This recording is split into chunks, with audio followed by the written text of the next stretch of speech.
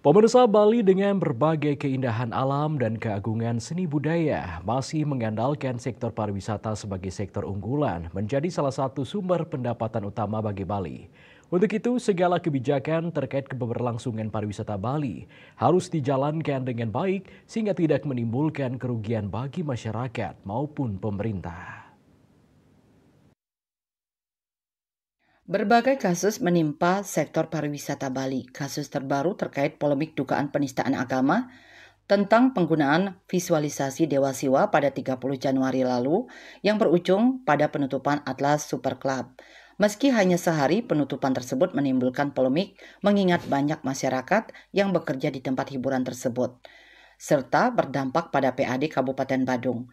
Menanggapi hal tersebut, praktisi hukum Advokat Anak Agung Kompiang Gede mengatakan berbagai kasus yang menimpa sektor pariwisata Bali harus disikapi dengan bijaksana.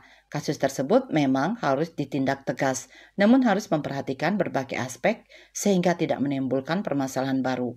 Tiap ada permasalahan, tentu kita harus mengamati setelah itu gimana prosesnya kejadian itu, lanjut kita menganalisa sebelum istilahnya mengambil suatu sikap, apakah itu ada ancaman yang tentunya terhadap dampak masyarakat itu sendiri. Kita akan sadar dan kita tahu bahwasanya di Bali khususnya itu kita masih atau sampai saat ini tergantung ke pariwisata. Nah, tentu harus dipikirkan secara matang. Boleh dikatakan bahwasanya kalaupun itu dianggap suatu pelanggaran, tentu harus diedukasi dulu. Jangan serta-merta langsung, ya kita tahu sendirilah, begitu akhirnya turun dari semua komponen, ya kita juga ketahui sekarang no viral no justice, ya tentu itu sangat berdampak semuanya. Karena gimana pun juga dari satu sisi di sana ada beberapa karyawan yang memang notabene-nya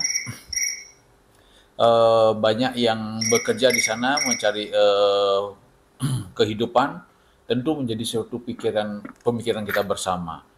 Kalau kita bilang sekarang hitung-hitungan dari sekian ribu orang itu, begitu nanti terjadi pemutusan atau penutupan yang sifatnya permanen, mau kita kemanakan lagi.